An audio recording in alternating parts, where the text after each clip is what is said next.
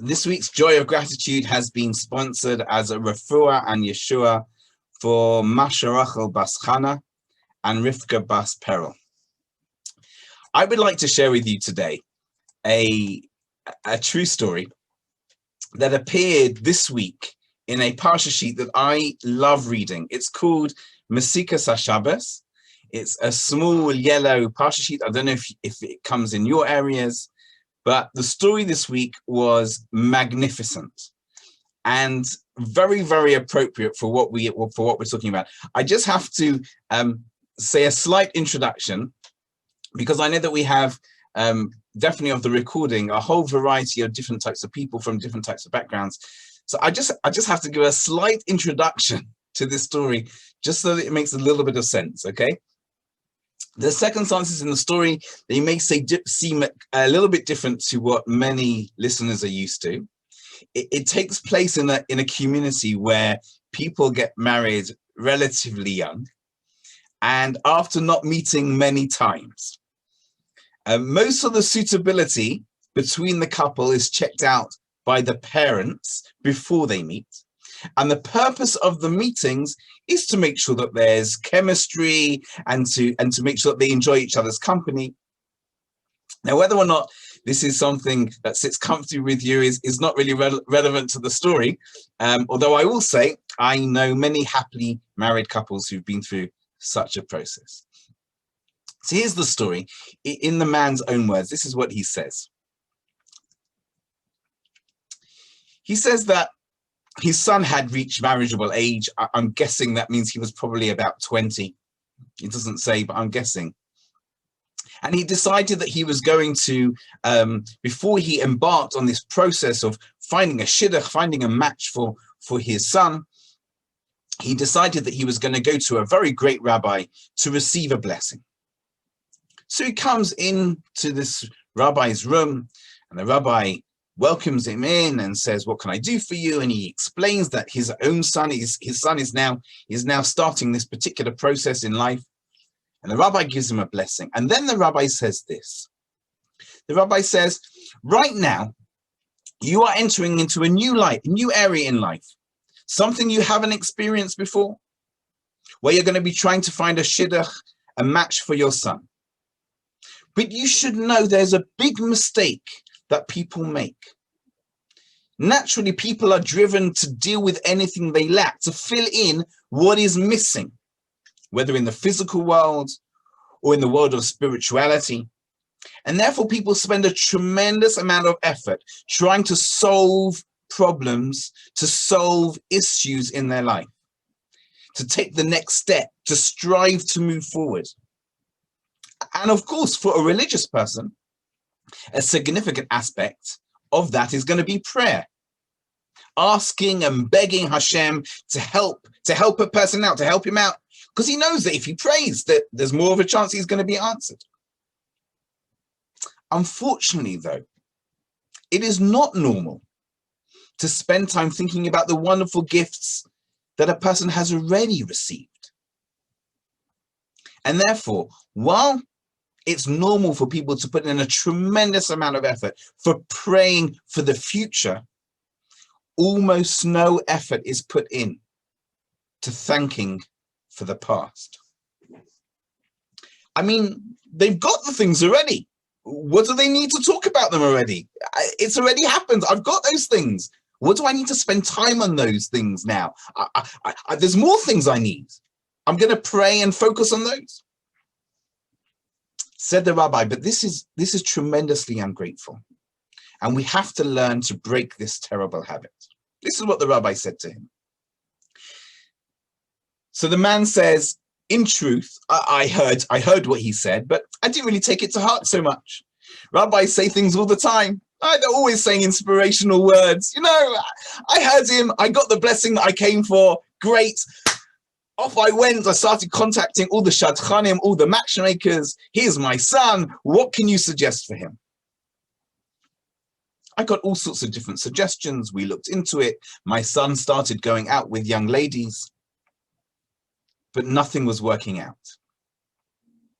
A year goes by, another year, a third, and my son is still not married. So this is what he says. He says, when my son got to 25, I was really getting worried. Now, you've got to understand that within the community this person is speaking from, 25 is really old. Really, really, really old. I don't come from exactly the same community. I was 26 when I got married, which some people may consider young. But 25 and not married, very, very, very concerning. And not just for him, because this person is part of a community where traditionally the younger children wait until the older children are married. Again, you can keep your thoughts of such customs to yourself because they're not relevant to the story. Anyway, he's getting very, very concerned. He decides he's going to go to Kever Rachel. Kever Rachel is the place where our foremother, Rachel Imenu, Rachel, is buried. And there's a lot of tradition in the sources of the fact that it is a very, very important place to pray to Hashem, because Rachel is crying for her descendants and wants all of our problems solved. So he goes there, he travels there, and he's standing there and he's davening, he's praying to Hashem 30 minutes non-stop. Tears are pouring down his face, he's pouring his heart out. And then suddenly, he says, in the middle of this prayer, I suddenly remember what the rabbi said to me. The memory pops up in my mind. I'd completely forgotten about it. And I thought to myself, 5 years I've been praying, and I completely forgot what the guy said to me. I felt a little bit overwhelmed. I needed to go outside.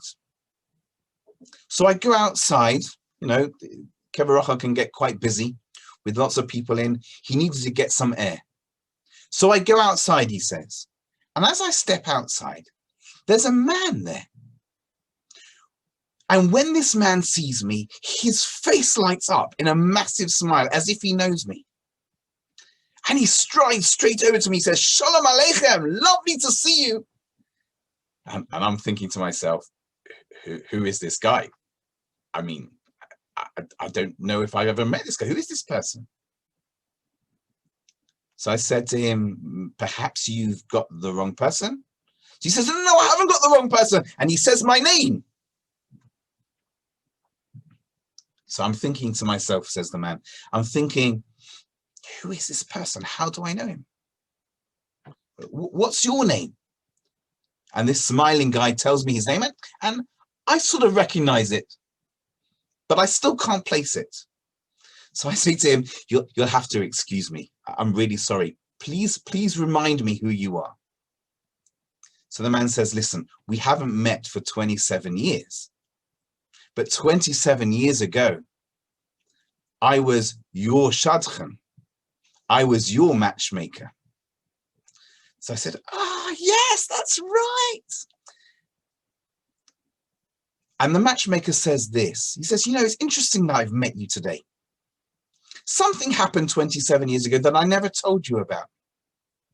But as I'm seeing you here now, let me share this story with you. You see, I had approached your father with a suggestion, and both sides had looked into it. It sounded suitable. You met the young lady a few times, or however many times it was in that community. You met this young lady, and it was suitable, and you got on well with her. And the two sides were about to get ready for what's called a vort, which we would call an engagement. But just before then, the father of the prospective bride bumps into a guy who knows you. And this guy, he must have been jealous of you. He must have had a grudge against you. I honestly don't know what it was. But he said to your prospective father-in-law that, oh yes, this guy, he's got good midas. He's got good character traits. He's a nice person, but he's not very, very clever. He can't learn that well. And your prospective father-in-law started to panic. He thought, no, this is not the right person for my daughter.